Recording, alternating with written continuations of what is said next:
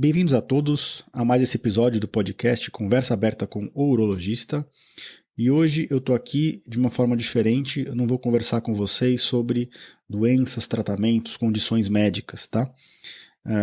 De forma proposital, eu passei esse episódio na frente de outros temas que estão enfileirados aqui do nosso podcast para conversar com vocês um pouquinho sobre produtividade e como definir as nossas metas de forma eficiente ou mais eficiente. Algumas coisas que eu vou dizer aqui pode parecer básica para alguns, para outros vai ser novidade, mas eu vou tentar resumir aqui tudo que eu tenho lido, que eu venho lendo ao longo dos anos a respeito disso. Eu converso bastante disso em casa. Eu sempre fui uma pessoa que se interessou muito por temas não médicos, né? Então, como melhorar sua imagem, como conversar melhor com o paciente, como se colocar no lugar do outro, como criar um consultório, como criar um negócio, até um pouco de marketing, aumento de produtividade, temas relacionados à eficiência. E é isso que eu vim falar com vocês hoje, tá? Eu vou citar alguns exemplos práticos e a gente, depois da música de introdução, a gente vai para o episódio na íntegra e eu tenho certeza que uma outra informação nova vocês vão ganhar com esse episódio de hoje. Então não percam esse episódio de hoje sobre metas, definição de metas e aumento de produtividade. Sejam bem-vindos.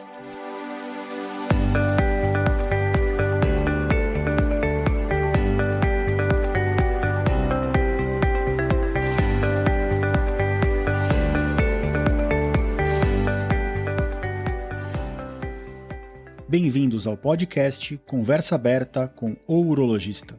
Meu nome é Giovanni Marchini, sou médico urologista formado pela Faculdade de Medicina da USP e serei o anfitrião desse show.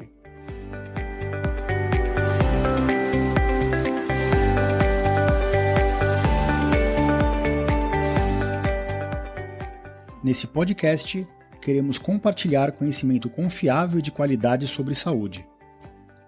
Com um formato único e inovador, e sempre com o foco no paciente, nós vamos esclarecer as suas dúvidas, trazendo todos os ângulos das situações vivenciadas no dia a dia da urologia.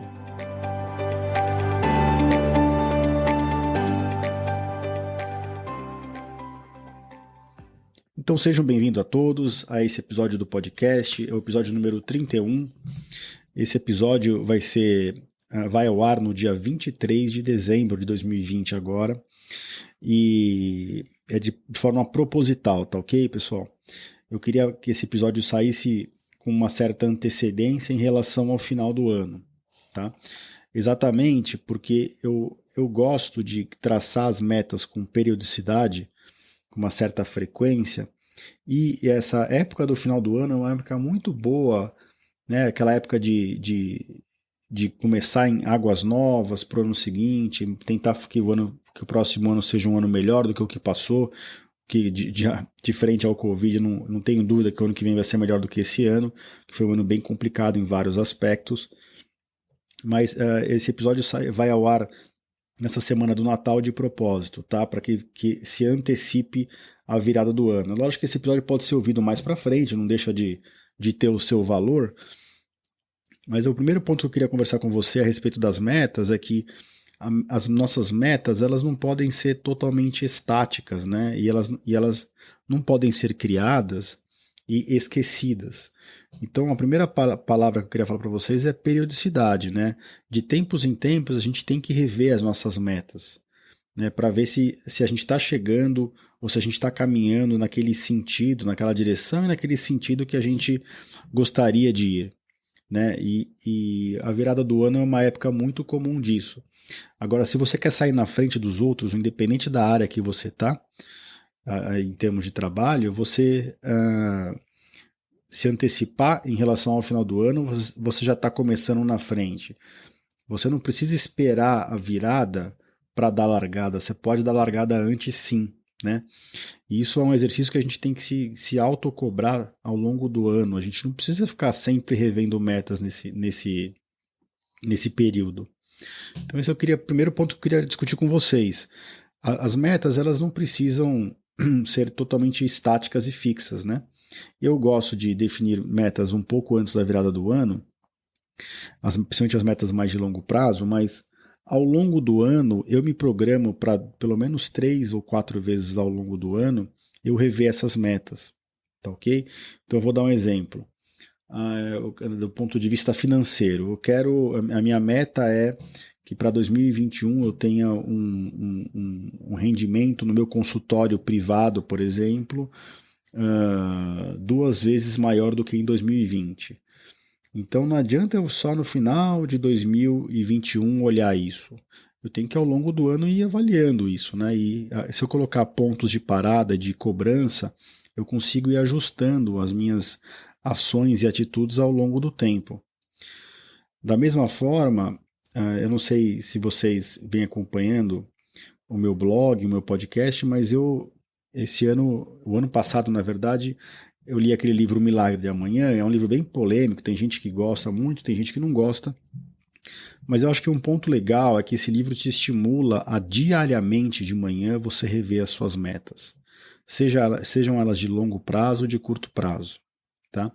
Então eu acho que é muito legal isso, porque às vezes a gente se pega na correria do dia a dia e a gente simplesmente esquece para onde a gente está remando.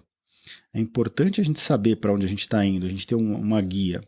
E escrever as nossas metas é muito importante. Parece que quando você escreve, você coloca ali a sua real emoção, o seu real desejo, e você se compromete com a meta. Uma vez que ela está escrita ali, você sabe que se você apagar essa meta, ou é porque você a atingiu ou porque você desistiu.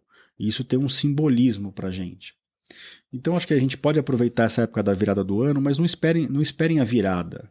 Definam as metas com antecedência e comecem a agir já com antecedência. Tá? E a gente falou aqui já metas de trabalho, eu citei a meta do consultório. Mas essa é a minha meta número 4, a minha quarta categoria de meta. A gente fala em meta, a gente já pensa automaticamente em atividades de trabalho. Mas a gente pode definir metas para tudo, né? Eu posso definir que eu quero ser um pai mais presente, eu posso definir que eu quero ser um marido mais amoroso, eu posso definir que eu quero encontrar com a minha família com maior frequência, assim como eu posso definir as minhas metas de trabalho. Então, como é que eu pessoalmente divido as minhas metas? Primeiro, eu coloco as minhas metas pessoais, né? Eu acho que se a gente não está bem com a gente mesmo, do ponto de vista mental, do ponto de vista físico e espiritual, eu acho que a gente não tem muito como ir atrás de ajudar os outros de forma eficiente, né? Se eu não estou bem comigo mesmo, como é que eu vou ajudar o próximo? E eu sou muito focado em ajudar os outros. Mas eu tenho plena consciência que eu tenho que estar bem comigo mesmo para ajudar o outro, né? Então eu tenho metas de exercícios físicos, eu tenho metas de meditação, eu tenho metas de exercícios mentais. E essas minhas metas pessoais eu considero em primeiro lugar, porque realmente eu tenho certeza que se eu não estiver bem, as minhas outras metas vão ser difíceis de ser atingidas, né? Se eu não estiver bem comigo mesmo, se eu não estiver com a cabeça no lugar, se eu não estiver saudável, como é que eu vou performar bem nas brincadeiras com meu filho? Eu vou estar com a cabeça em outro lugar. Como é que eu vou ter uma performance boa no trabalho? Então é aquela história do avião, né? Se der uma despressurização e cair o oxigênio, você coloca em quem primeiro o oxigênio? Em você ou em quem está do seu lado? Por mais que você queira muito ajudar quem está do lado, você tem que colocar primeiro em você. Porque senão você desmaia por falta de oxigênio e aí você não consegue ajudar mais ninguém. Então eu gosto de definir as minhas metas pessoais, as minhas metas de relacionamento com a minha esposa, as minhas metas familiares, que incluo meu filho, meus parentes mais próximos e também até de amigos, e por fim as minhas metas de trabalho. Você pode definir várias metas, né? O ideal é você trabalhar com 4, 5 metas de mais longo prazo, né? Lógico, essas metas de longo prazo, que eu gosto de chamar de macrometas, para você conseguir trazer isso para o seu dia a dia, é interessante que você quebre esses grandes passos em pequenos passos, né? Em micrometas. Isso é muito clássico em quando você vai estudar mudança de hábito, né? Se você quer adquirir um hábito, você tem que lentamente criar formas de facilitar aquele hábito, de te lembrar de fazer aquela atividade nova que você está querendo implementar. E a gente faz isso através de pequenos passos, né? Então vamos passar para um exemplo da vida real. Se a minha meta, se uma das minhas metas familiares for ser um pai melhor, né? Isso é muito vago, né? Eu vou mostrar mais para frente que a gente pode especificar um pouquinho, mas isso é um pouco vago. Então eu tenho que quebrar isso, tentar deixar isso mais objetivo e, ao mesmo tempo, eu posso quebrar isso em pequenas metas menores, né? Então eu quero estar em casa tantos períodos por semana para o meu filho, eu quero fazer a lição de casa com ele tantos períodos por mês ou por semana, eu quero ter tempo para brincar com ele sem estar no celular com uma certa frequência. E aí você vai se autodefinindo essas pequenas metas e isso facilita você chegar onde você quer chegar. Porque senão, às vezes, as metas elas parecem muito longe, né? Elas parecem muito inalcançáveis, né? E isso já é um motivo para a gente até desistir antes de começar a fazer o que a gente quer. Então eu queria falar para vocês os tipos de meta e essa definição, essa divisão em micro e macro metas, né? Você dividir as metas maiores em pequenas metas ajuda muito a você chegar onde você quer chegar. Como eu falei, a gente, ao longo da definição das metas, a gente pode encontrar algumas resistências, né? E é por isso que quando a gente define as nossas metas, é muito interessante a gente colocar no papel ou escrever no celular, por exemplo. Eu tenho no meu celular as minhas metas, e a gente escrever do lado o que motiva a gente, o que move a gente em relação àquela meta, né? Como que a gente se sente no caminho daquela meta. Porque quando a gente chegar naquele ponto no meio do caminho, é natural que quando a gente define uma meta ou define uma nova tarefa ou um objetivo, que no meio do caminho seja conturbado. É 100% natural. Só que a gente esquece disso, né? Então a gente acha que está no meio de um furacão às vezes. Então às vezes a gente simplesmente tem que lembrar que, olha, eu estou com esse caminho, eu estou buscando essa meta, é normal que eu tenha resistência, tanto externa quanto interna, minha própria, para chegar onde eu estou objetivando. Né? Isso geralmente acontece e às vezes faz as pessoas desistirem das metas muito próximo daquele ponto de inflexão, né? Daquele ponto em que tudo melhora, que tudo se esclarece. Então a gente tem que ter consciência que vai ter resistência, e a gente tem que ser resiliente, a gente tem que ser perseverante para chegar onde a gente quer chegar. E sim, às vezes a maneira mais fácil é simplesmente ter essa consciência de que a resistência em algum momento ela vai vir. É que às vezes a gente esquece que isso faz parte do processo, né? De buscar uma nova meta. E aí a gente acha que tem alguma coisa conspirando contra nós e na verdade é algo natural do processo. Então, só recapitulando, eu acho que as metas têm que ser revistas com uma certa periodicidade. As metas maiores podem ser revistas, ou as que têm uma medição mais complexa, eu gosto de rever 3 a 4 vezes por ano, mas eu tenho o costume de rever metas diariamente, ou pelo menos semanalmente, em algumas semanas que a minha rotina está um pouquinho mais conturbada. Isso me ajuda muito a não desviar do meu caminho, né? A buscar aquele equilíbrio. É lógico que o equilíbrio é uma balança, né? É muito raro a gente estar no meio. O equilíbrio entre a vida de trabalho e a família, entre a esposa e o filho. Né? Tem época que a balança está mais para um lado, não está mais para o outro, mas a gente sempre tem que estar tentando equilibrar e pisar e trazer essa balança mais para o meio. E a gente rever essas metas ajuda muito nesse sentido. Na hora que você revê uma meta pessoal, uma meta familiar, e você fala, nossa, mas eu estou há 10 dias sem fazer exercício físico, a minha balança está totalmente pendendo para o meu trabalho. Eu não posso sair do caminho assim. Você automaticamente se cobra. Você entende que a sua meta não está sendo contemplada nessa fase. E é natural, né? Às vezes a gente se esquece das coisas. Então você rever essas metas com periodicidade ajuda bastante a você não perder o caminho. Você quebrar as grandes metas em pequenas metas ajuda muito a você não desistir e a você tornar as metas mais alcançáveis, né? você ter consciência de que vai ter essa resistência no meio do caminho, e isso geralmente acontece perto do ponto de inflexão para que você atinja o sucesso naquela sua meta.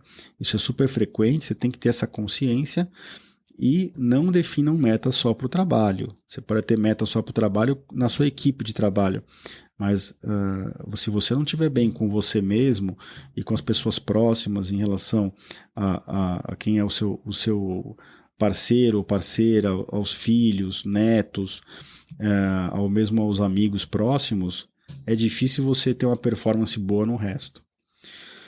Existe uma forma, um método, né, para definir as metas que eu gosto bastante de usar, eu uso na minha prática, que é uma abreviação, né, de palavras em inglês, que chama o método SMART, né? E isso eu posso estar falando aqui o básico do básico para alguns, mas sempre tem alguém que não conhece ainda, né? Então, SMART do inglês é esperto, né? É uma pessoa esperta, uma pessoa inteligente. E o que é essa SMART? Que são essas palavras? O S do SMART é de específico. O M é de uma meta que pode ser medida. O A é de uma meta alcançável.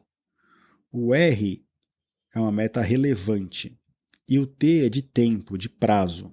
Então, na verdade, isso aqui são 5 parâmetros que, se você traçar a sua meta respeitando esses 5 parâmetros, dando nome para esses 5 parâmetros na sua meta, você consegue muito provavelmente ter uma meta mais eficiente, uma meta mais realista, né?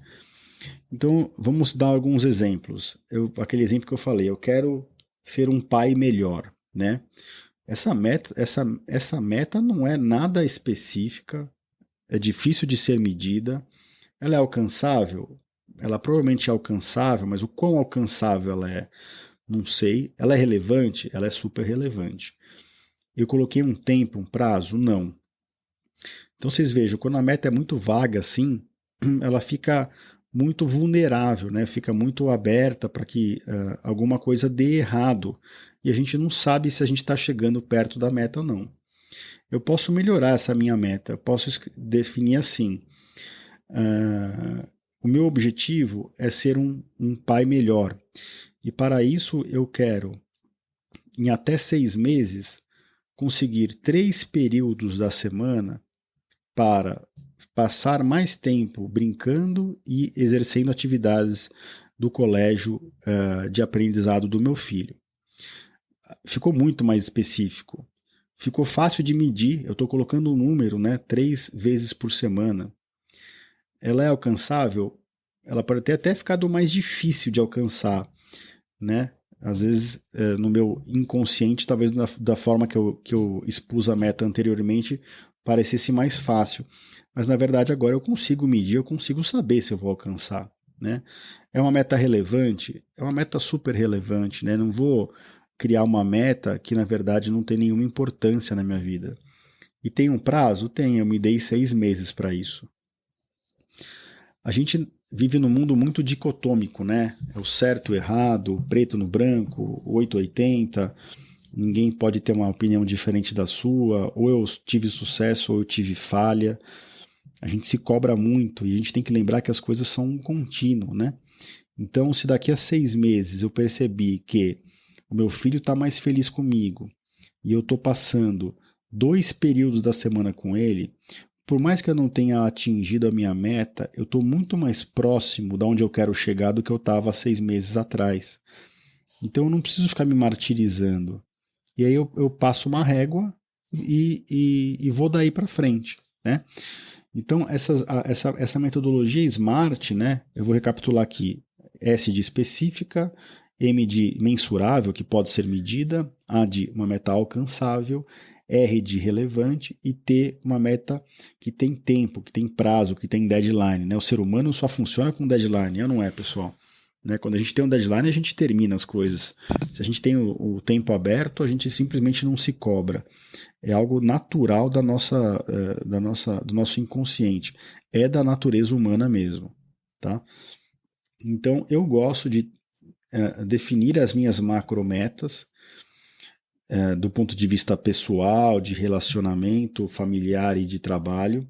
Eu quebro essas macrometas em metas menores, e essas metas menores eu aplico essa metodologia para que eu consiga deixar as minhas metas bem detalhadas. E geralmente eu faço isso no papel ou escrevo no telefone.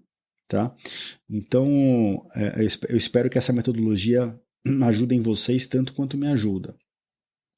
E a gente comentou lá atrás, né, em relação à periodicidade. Uma vez que você definiu um tempo para essa meta acabar, ou que você define um tempo para você rever todas as suas metas, é importante que você reveja isso e que você realmente coloque na cabeça que daí para frente é outra época. Né? A nossa vida é feita de ciclos. Né? E por que isso é importante? Porque às vezes a gente atinge grande parte das metas e a gente relaxa demais para o período seguinte. Às vezes a gente não atinge as nossas metas e a gente se martiriza demais e desiste para o período seguinte. Então é importante que a gente tenha uma análise crítica sobre o que a gente alcançou e não alcançou, mas que a gente passe uma régua e siga dali para frente. O que passou, passou. O que eu fui bem, eu tenho que manter. O que eu não fui bem, eu tenho que melhorar. E é assim que a gente vai se tornando uma pessoa melhor em todos os aspectos da nossa vida. Uma vez definidas essas metas, com essa metodologia SMART e com essas características todas que eu falei, de periodicidade, as grandes metas transformadas em pequenas, com aquela consciência de que vai ter resistência no meio do caminho e as metas divididas nas nossas várias áreas da vida, a gente tenta integrar essas metas no nosso dia a dia, né? Se eu leio toda manhã que eu preciso me dedicar mais ao meu consultório, por exemplo, eu tenho que, no meu dia a dia, ver como é que estão os meus períodos da semana e, objetivamente, fazer com que isso aconteça. Se uma das minhas metas é melhorar, demonstrar com mais frequência o amor que eu sinto pela minha esposa, eu tenho que pôr isso em prática. Eu tenho que mandar recadinho, eu tenho que chegar em casa e dar um abraço, apesar de no Covid agora não dá para fazer isso, mas dar mais beijo, demonstrar mais carinho. Então, eu gosto de rever diariamente minhas metas por causa disso, né? Porque você consegue trazer para o seu dia a dia. E eu vou falar para vocês, desde que eu faço isso há pouco mais de 2 anos, e com mais ênfase há 1 ano e meio, mais ou menos, desde que eu tive o costume de ler minhas metas diariamente, eu me considero uma pessoa melhor. Eu acho que eu sou realmente um pai melhor, um marido melhor, e eu tenho uma performance melhor no trabalho. Né? Eu consigo fazer mais coisas na minha vida, eu consigo equilibrar o meu tempo melhor entre as atividades de trabalho e as atividades outras, todas que eu comentei aqui, que antes eu era muito focado em trabalho. Né? Não tenho vergonha de admitir que eu sempre fui muito workaholic desde que eu comecei a trabalhar. Né? Quem faz medicina não consegue ter muitos empregos quando é novo, mas uma vez que eu comecei a trabalhar em equipe de cirurgia, logo no primeiro ano da faculdade, a gente não parou mais de trabalhar, né? Inclusive de períodos diversos, não só ao longo do dia, mas às vezes à noite, equipe de transplante que eu trabalhei. Então, a gente sempre teve essa rotina de trabalhador e às vezes a balança só pendia para um lado, né? Então, eu gosto de rever as metas para sempre equilibrar as minhas atividades da semana. Eu tenho o costume de rever as metas para o dia seguinte, eu tenho o costume de rever a minha rotina, minhas metas semanais, e isso me deixa muito feliz, porque mesmo quando eu não alcanço uma meta, eu tenho consciência que eu não estou alcançando por algum outro motivo, e eu consigo redividir o meu tempo da semana seguinte ou do mês seguinte para que aquela meta seja finalmente alcançada. Tá certo? Então, o que eu queria vir para falar para vocês hoje era isso. Eu queria resumir como é o meu pensamento a respeito das metas. Eu queria dizer para vocês qual é o método que eu sigo. Não tem um método certo para todo mundo, cada um se adapta melhor. Tem gente que prefere ler as metas de manhã, tem gente que prefere ler as metas à tarde, tem gente que prefere ver uma vez por mês. Cada um tem a sua rotina, tem o seu passado, a sua cultura. E eu acho legal você ter o costume de ter metas e rever metas, independente da forma com que você vai fazer. Tá certo, gente? Eu queria desejar a todos que estão ouvindo um ótimo Natal, né? Daqui a 2 dias é Natal. Eu espero que todos estejam seguros e com suas famílias, seja presencialmente ou nos corações, ou no Zoom, ou aonde quer que vocês estejam se encontrando. A pandemia ainda não terminou, infelizmente, né? Eu era mais otimista em relação à chegada mais precoce das vacinas. Isso, infelizmente, não aconteceu ainda no Brasil. A gente está na expectativa aí, ansiosos para que as vacinas venham para finalmente trazer uma esperança maior para a gente, para que a gente volte à nossa rotina mais normal. E a gente tem que tentar tirar lições boas. Eu vou fazer um outro episódio só sobre isso, né? As lições tiradas desse ano do Covid. Mas eu queria desejar a todos um Feliz Natal.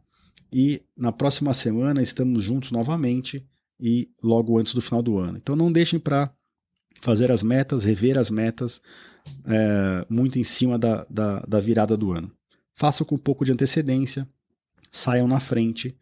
E mais uma vez, esse episódio vai estar dentro do meu site, no www.ourologista.com.br/podcast/episódio 31. E lá a gente pode trocar comentários. Eu também vou colocar um link no meu Instagram, nas minhas redes sociais. E a gente vai se conversando. E mais uma vez, obrigado por todo o apoio esse ano de 2020, o ano em que eu criei esse podcast pensando em vocês, para levar informação para que vocês, de alguma forma, se transformem em pessoas mais conscientes a respeito de saúde, dos problemas ou das condições que vocês estão vivenciando, e que isso transforme a mente das pessoas e traga segurança na tomada de decisão em relação à saúde de vocês. Um grande abraço, nos vemos na próxima semana.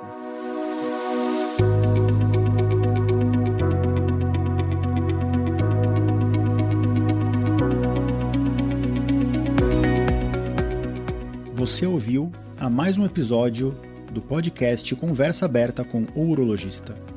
Mais uma vez, obrigado e até o próximo.